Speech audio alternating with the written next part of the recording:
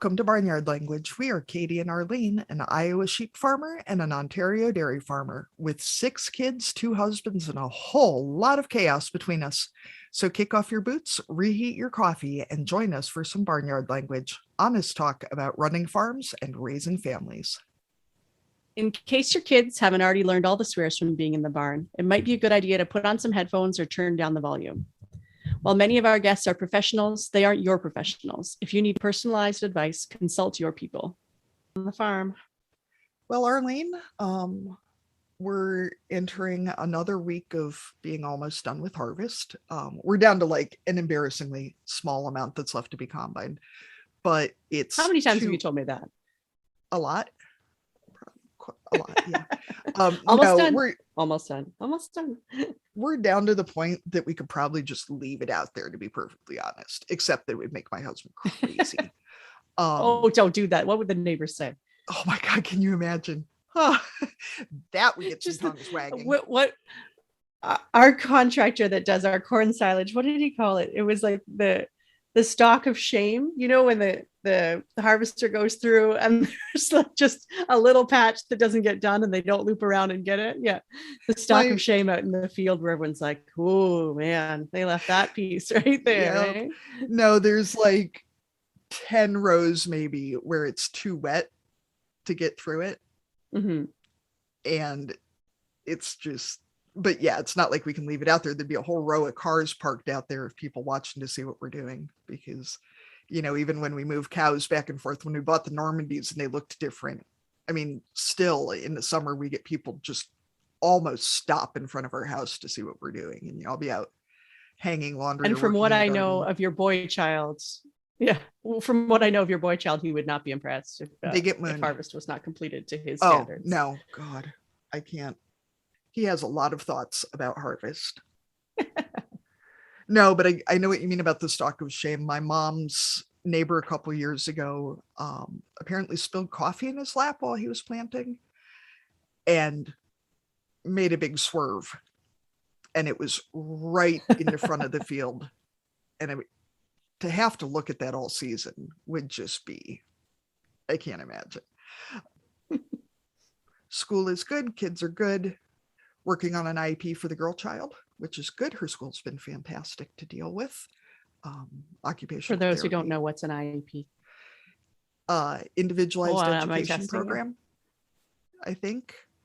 Basically, it means that she can get services for her sensory seeking behaviors, and the school will help with that. It's how kids get things like speech therapy or physical therapy or whatever else through the school. And we've been very lucky to have a great team to work with on that. Her occupational therapy is going well. The whole family got flu shots this morning. Next time they have to get shots, I'm just going to give them the lollipops ahead of time so that they'll be busy and quiet. Got good news about my real job yesterday, so that was good. I think that's it. Your paid job, you mean? Yeah. The job that makes money as opposed to the farm, which has been doing really well, but still. How's your life been, Arlene? Heifer count continues to increase, just one more, but still lots of baby girls around. I haven't posted the picture of the twins yet, but I will try to remember to do that. We have something coming up. We're actually recording this on Thursday, even though Monday we'll release it. But Katie and I are, what are we calling it? Co-facilitating a session at, give me the name of it. The Women's Food and Ag Network. I don't want to get it wrong. Virtual conference this weekend. So we get to attend a bunch of sessions, and then we're facilitating a session on parenting. So somehow we became experts, or at least we can help guide a discussion or something. We'll see what that turns into. What's bad is these people have met me and they still think that I have something useful to contribute. In my bio, I just labeled myself as the chaos engine. So I figured they know what they're getting. That covers it. Yeah. It's a really exciting list of, it's an exciting list of speakers, and I'm having trouble narrowing it down when there's multiple sessions going on at the same time, deciding who I want to listen to and who I want to learn from. So that's kind of exciting coming up for this weekend. It's been kind of a quiet week. We're kind of in that in between. Corn hasn't started yet. Manure's not going out. It's definitely getting frosty. The mornings are very crystally on the grass. I'm having to pull out the mitts and coats.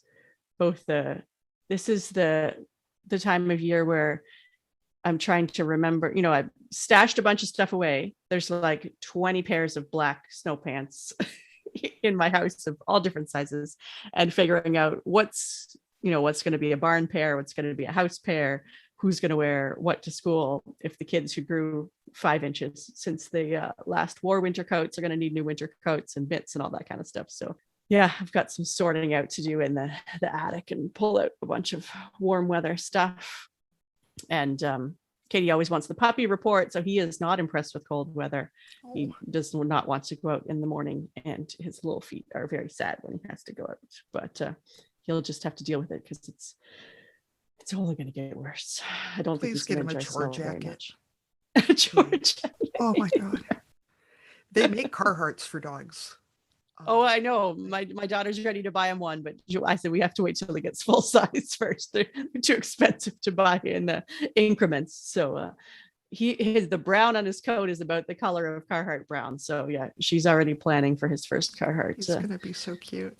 Speaking of hauling out manure, everybody in our area is pumping out their pits right now and pumping out hog buildings and cow pits and everything, and it's a lot, shall we say.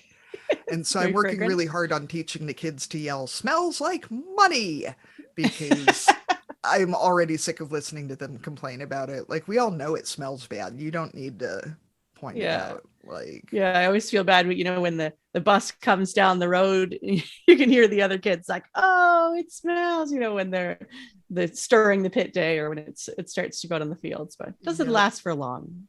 Yes, you're right. It smells like money.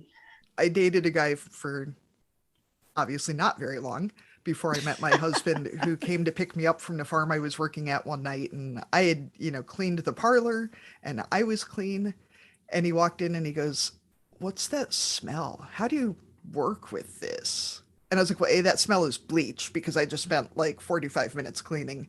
And B, this is not going to work. Like, all those memes about like, if you can't handle the best of me, you can't handle the worst of me. I'm like, if you can't handle the bleachier of me, you're not going to be able to handle this. Like, that's, But then I met and married my husband and had 2 beautiful babies. And now I get to tell them how to yell "smells like money" every time they smell shit. So it all worked out in the end. I feel like I'm winning for sure.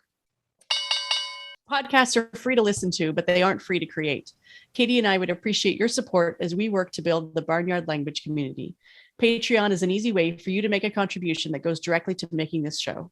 There are 3 levels of patrons. If you join at the farmhand level of Patreon, you get early access to episodes and the chance to give us input on upcoming shows. At the percolator level, you can listen to our mistakes, and there's a lot of them, see video content like the Rabbit Agility class, and access quarterly instructional videos. At the good shit level, we will give you naming rights on livestock, barn cats, and future children, invite you to live chats with us, and regular updates from our farms. So today we're talking to Paige Jackson, who operates Grazed Farm in central North Carolina. Paige, what are you growing? Hey, so right now we are kind of winding down on our chicken season, which is so exciting. It's always good to be at the end of the season. I know. And it's also just really nice to have, freezer stocked of chicken and, kind of getting to a breaking point. So we raise pasture raised chicken, forestry, pork, and then also we do a little bit of grass-fed beef as well as grass-fed dairy. And yeah, so that's kind of the gist of what we're doing. We don't have a market garden. I mean, we probably would just have we have aspirations of just having a family garden. So the only thing we have right now are muscadines. We're kind of, again, winding on the end of that as well. Myself and my husband, we operate the farm as owners, and then we have 5 kids. ranging ages 10 through 1. I had no idea you had that many. Oh yeah. Yeah, we've got a couple. I mean, we're not in the double digits, but we've got a couple. Yeah. And I'm sorry if that sounded judgy at all. I was just No. surprised because I thought there was only one or Not two. at all. Missing out over Surprise! here. We got Yay. time. Yeah. So Paige, I know that you and your husband are both military veterans. How did you meet and how did you go from military life to farm life? Yeah, so actually my husband is a military vet. I'm the military spouse.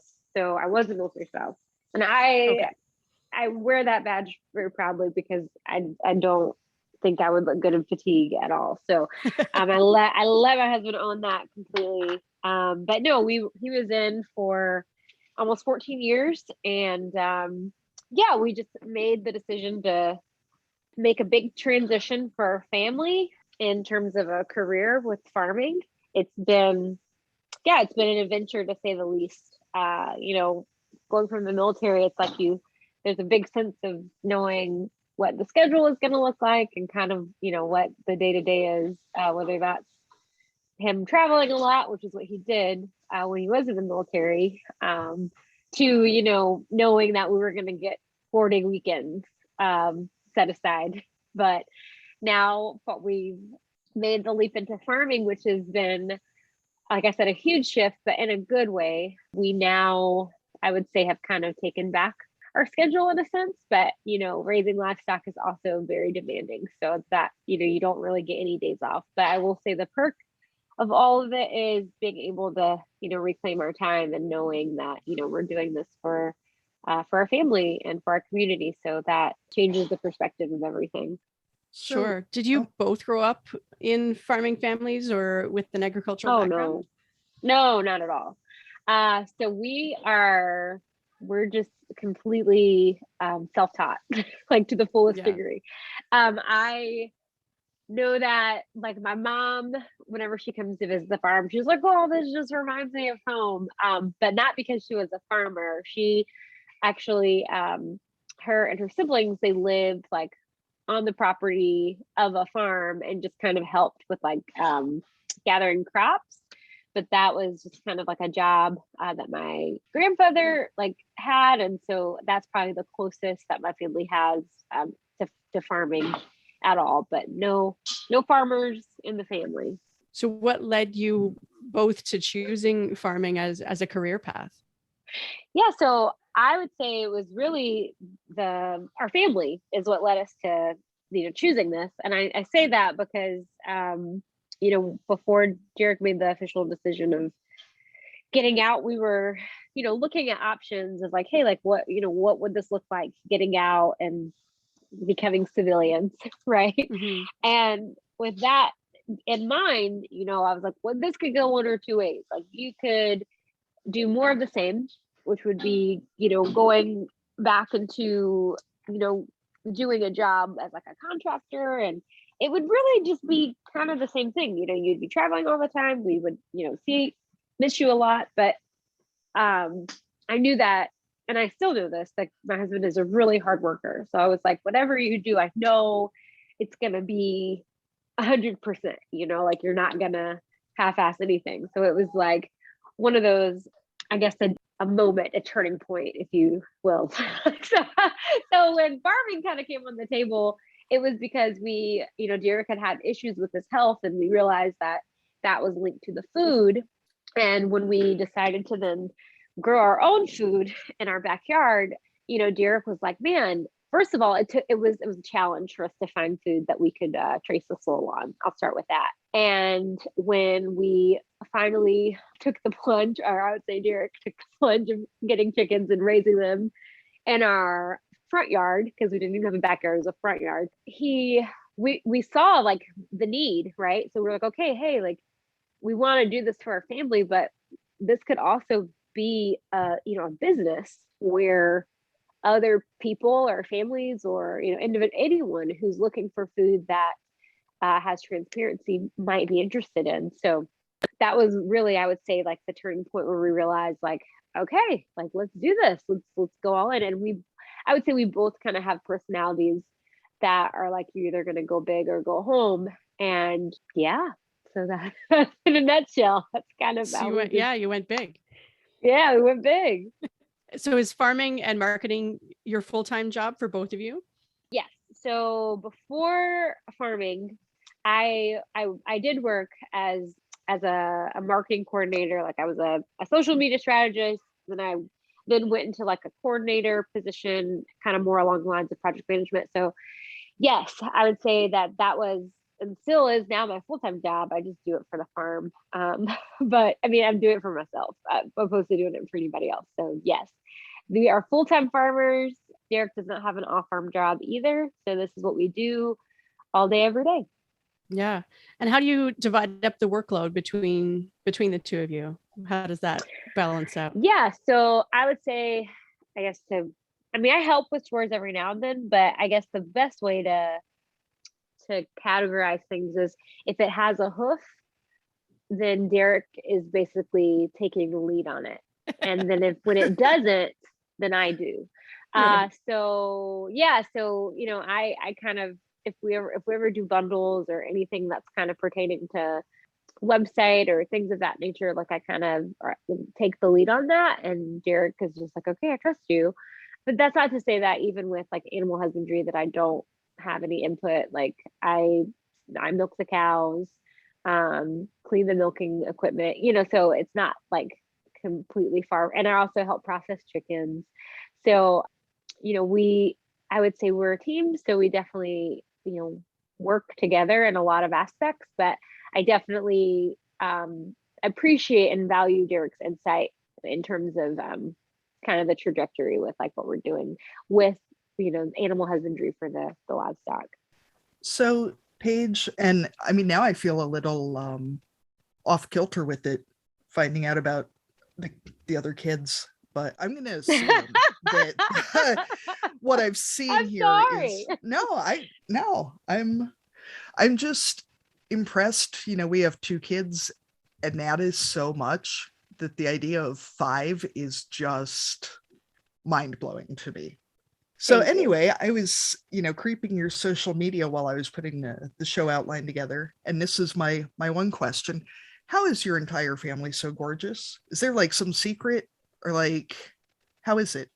Is your like extended family not attractive and you just like pulled all the good genes? Or well, thank you we need very to know. much. I mean, I don't know how to answer that. I don't know. I think I have a beautiful family. I think my family is gorgeous. And I think Derek has a great family too. I don't know. I guess we just make really beautiful babies, and I'm very blessed. So I don't know if I can answer that, but that's kind of the gist of it. We have good genes, I guess. I don't know. Yeah, see, I mean, like our kids are real cute, but my husband and I are not that cute. And we talk all the time about not knowing where these 2 came from, because they're definitely cuter than us. So, but I mean, you guys have like the whole package. I was impressed by that. Thank you. Thank you.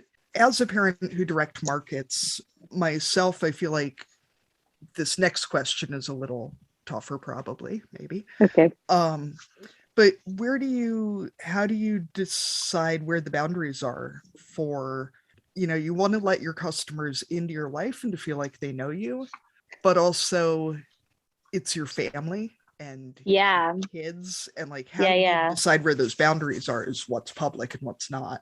Yeah, no, I think that's a really great question. I think in terms of boundaries, and especially because I used to do this for a job, like as in like people would pay me to, kind of craft stories and develop strategies based on their business. And so I would say that because our family is a pivotal part to, our why, Mm-hmm.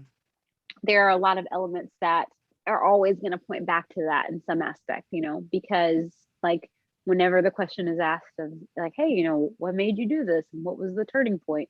It really all goes back down to, we wanted to do something bigger than ourselves. And we're doing this for, for our family, and not to the point where we're trying to raise the next farmer, but, because we're trying to allow our kids to see that you can have a spirit of entrepreneurship and, develop a business that was an idea and, like this the whole thing, and I think there's just a lot of elements in that are really beneficial. But back to the question of boundaries, I would say that I think it's just one of those things where you just have to gauge it. I would say offline, I am a private person in terms of, there's only going to be so much that people know about me because, social media is only going to, tell you so much, right? Like, it's just going to be like, oh, this is a story. I mean, you didn't even tell me about your other 3 kids. So, I know. Like, you don't even know that. But I guess if you dig deep enough, you can find what you want to find.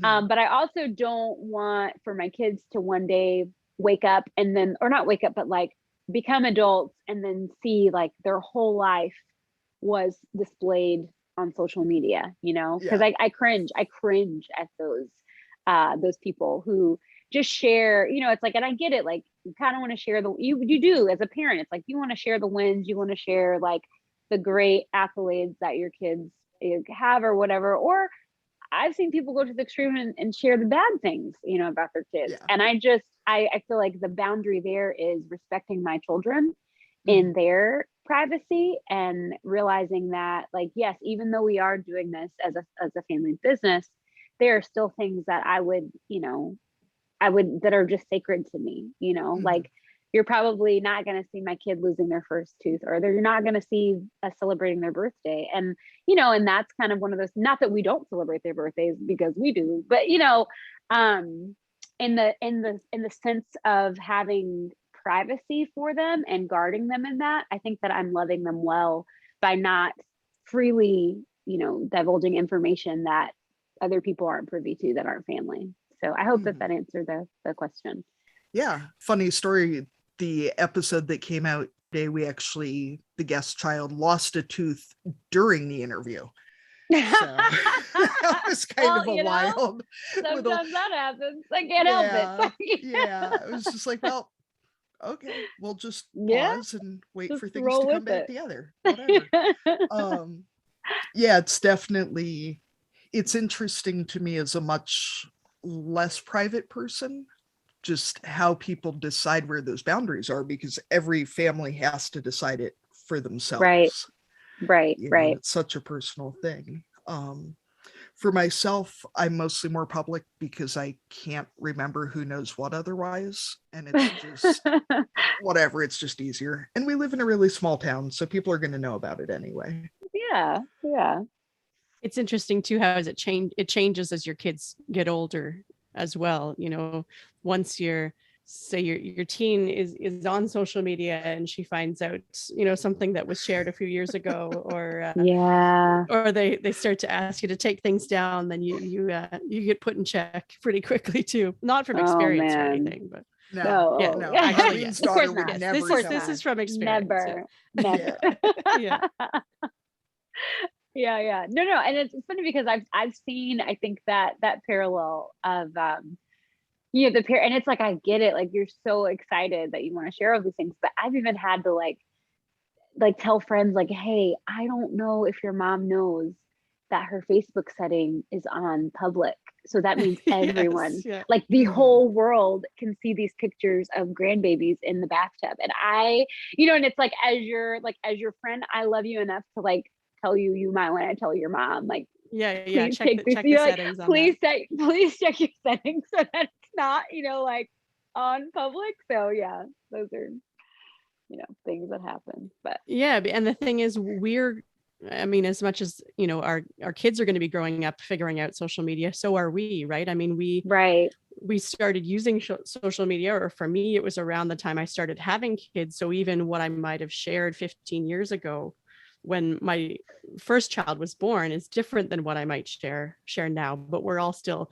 figuring it out. And, at the beginning, maybe your friends list was pretty small and what really were just your friends. And, right. Now that's expanded to, that person I met once at a conference, or the former coworker, or, all those types of connections that you don't necessarily want to lose. But yeah, what you share, has a different audience than maybe it did a while ago. Yeah. And I think there's also kind of this boundary of, when you're within a brand, I feel like from a business standpoint, you kind of have your business standpoint or your business profile, but then you may have your personal profile. So, there's things that you would probably share to a different audience, where when it's on behalf of your business, maybe that's not necessarily what you would want to share. And I think for me, that's kind of where it's like, okay, this would be more, like a personal thing, opposed to sharing this with strangers that, know me at the sake of the business. They don't know me personally. They don't know my middle name. They don't know my mom, or, it's none of that. It's just like, I just found you because I thought you were doing this really cool farm thing. I don't think anyone really needs to know like details about my kids. Like, that's just creepy. So I just, I don't know. That's for me. Yeah. I found you through a hashtag and now I follow your farm, but I don't actually know. Yeah. And now I'm stalking your children. It's like, no, I don't. Yeah. Is that really necessary? Well, I'm feeling really called out now, but okay. Oh, obviously not doing a very good job of stalking your kids. I think too, for myself, crafting a brand, so much of it is about whether your brand reflects your life or whether you're forcing your life to reflect your brand. That for us, our brand is, for our farm, and also honestly for the podcast, the brand is very casual because that's who we are. But, if you troll Instagram for more than a few seconds, you see kids who I'm assuming don't wear that much white in that pristine of a house all of the time. And maybe they do, but, where it's, everything is very curated to fit the idea of what the brand should be. Right. And that feels very different to me. Mm-hmm. Or maybe I'm just really insecure about what would happen if I put my kids in white clothing. Monster. I mean, I know what happened if I did that to my kids. So, but the only time my kids are in white clothes are in the dairy show ring, and I don't even like it then. But it's part of the process. Yeah. So, Paige, for a lot of farmers, especially when they're starting out, learning to be flexible and creative with plans or what your vision is can be challenging. How was the process starting out for you? What types of things changed, as you learned and grew your business? And do you have any advice for anyone else who's just starting out? Yeah, I think that, I've always heard the phrase, like, you got to evolve or dissolve. And I would say in terms of agriculture, I think anyone can farm. I think anyone can do this, but I would say that the challenge is trying to follow consumer trends and, and I would say not deviating from who you are as a brand and your message, but also still keeping in mind, am I current in the way that I'm trying to reach my buyer, so I guess that would be the advice that I would offer. And, don't be afraid to try new things, and you will fail at things, and that is okay. I think that's really what makes you an entrepreneur at heart. Like, it's, I think sometimes people kind of see this picture of like, oh man, like you guys just started this farm and just blowing up, and but it's like, but you also don't see the failures, you also don't see what has gotten us to the point that we are, or where we are today. And so I would just encourage anyone who's starting out to, I almost quoted a line from the Magic School Bus. What is it, like, make messes? Anyway, that was the Miss Frizzle. But I stopped myself. That's how corny I can be. But really though, that whole like little tagline that she says is like completely true. Like, you gotta be able to kind of go for it and try new things and think outside of the box. Because like I said, anyone can farm, but it's you kind of having your unique value proposition as to why people are gonna buy from you. So yeah, hopefully that helps. Mm-hmm. Now, in parenting, flexibility is obviously one of the things that we need to rely on as well, especially in, right now and pandemic times and all that kind of stuff. So how is how is your flexibility in terms of parenting, and how are you incorporating your kids into your business? Are they involved to a certain level? What does that look like? Absolutely. So we homeschool, and I would say that our kids are really a part of all of it. I mean, it's, because this is a way of life for us.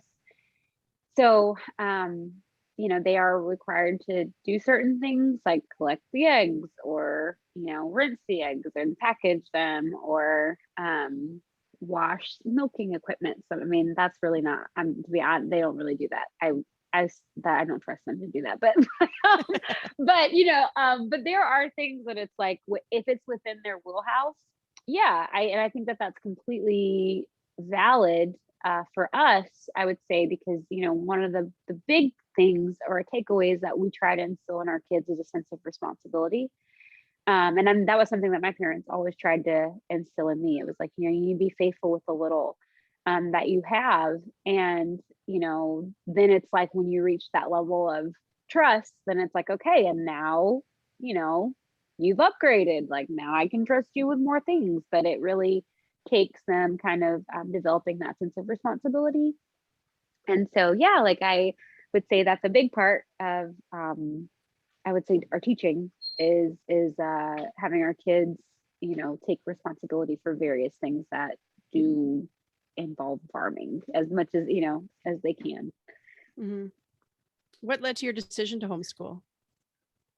Oh, well, COVID was a part of it. But even before COVID hit, we were already tabling homeschooling, and our kids went to a classical Christian school before we moved to the farm. And I remember talking to Derek and being like, well, we could maybe consider doing this homeschool thing, just because we're going to be living on the farm. We really don't know what our schedule is going to look like with markets or animals and all of this. Would it just make sense to have them home? And then COVID hit, and it was like, okay, well, I think that this just makes sense from a safety standpoint to keep them home. And that really was kind of the turning point as to us kind of committing to homeschooling.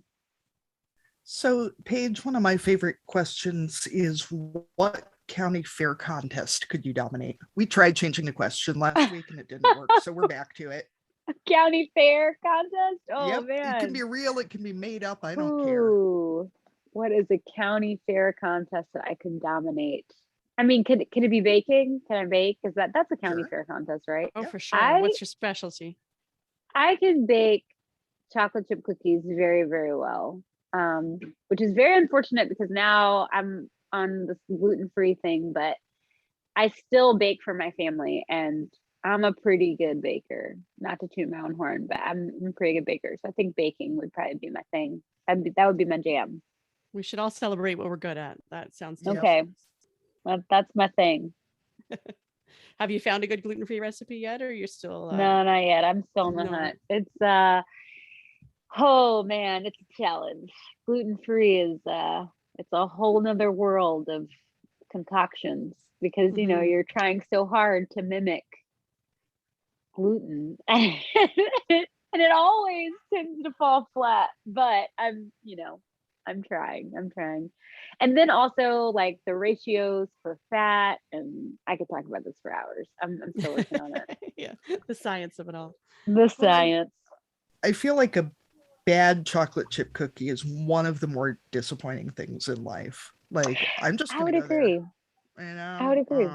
All right. So now it is time for my favorite segment. We call it cussing and discussing. So anything good, bad, or other that has happened? Arlene, would you like to start?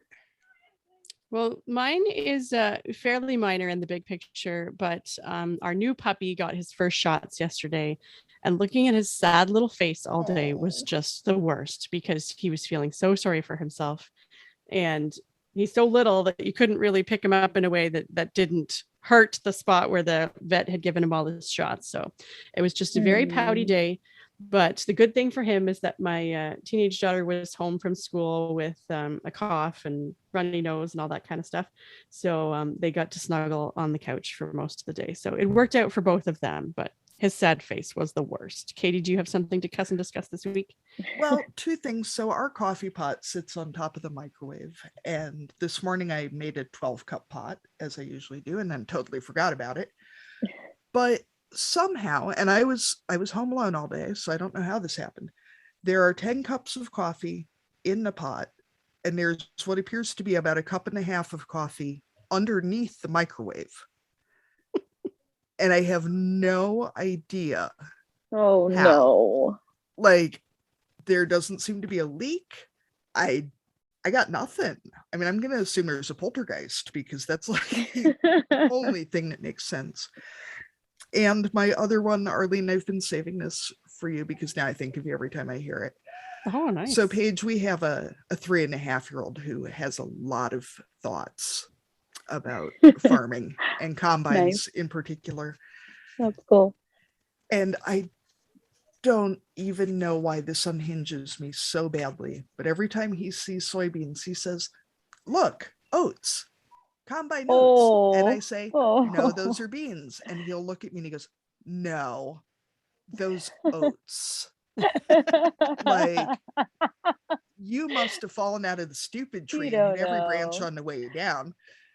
And I realized yesterday that he's never seen, we don't grow a lot of soybeans on our farm. And so he's never, they look more like oats than they do like corn, I guess. So I suppose especially as they're drying up, they're starting to. Yeah. Pretty funny. But he has spent the last, 6 months now arguing with me about whether these plants are beans or oats. And it just unhinges me every time he does it. That's And hilarious. he's 3.5. It's Determined. By next season, he'll get it all figured out. He'll be fine. Yeah. He'll be on to something else. He's got. Then he'll be claim fine. that He'll it be never fine. happened. Paige, do you have something to cuss or discuss from the past week or so? Oh man, well, I have something that is hinging on the present tense. We have an on-farm dinner scheduled for this weekend, and the weather report is forecasting 70% chance of rain. So yeah. But I'm saying rain or shine. We're doing it. It's happening. We've done it before, but it just stinks because I know a lot of the guests are wanting to, visit a farm when it's not raining, but we still have to farm even in the rain. So it's maybe trying to, look at the upside of it and be positive about it. But hopefully, true. What's on the menu for the dinner? Oh, well, I know the main entree is pork. It's like a smoked pork, and then I want to say that's going to be served with polenta and greens. I'm totally working backwards. The dessert is it's like a crumb cake, but long story short, everything is sourced locally. We're going to be providing the protein as well as the dairy. And and then the produce is going to be sourced by the Regina farmers. So it's going to be a pretty sweet dinner. Looking forward to it. That sounds awesome. How many people are you expecting? It should be about 70 guests. Nice. So Paige, do you want to remind us again what your social media is, what your farm name is, that kind of stuff, so people can follow you and find out more about your business? Yeah, sure. So our social media name is Grazed, Grazed. I know that part kind of throws people off. And all of our handles are the same. So Grazed for Facebook, Instagram, and then YouTube is actually Grazed Farm. So yeah, check us out. All right. Well, good luck with the weather. I said too that if I, could go back now and do a prenup, I'd put in there that I never have to give my husband the weather report. Because they always get mad at you, and I'm like, well, I didn't. It's not my fault. I'm not making it rain, and I'm not writing the weather report. So, that's hilarious. You look at it for yourself, bud. Well, they say rain is good luck.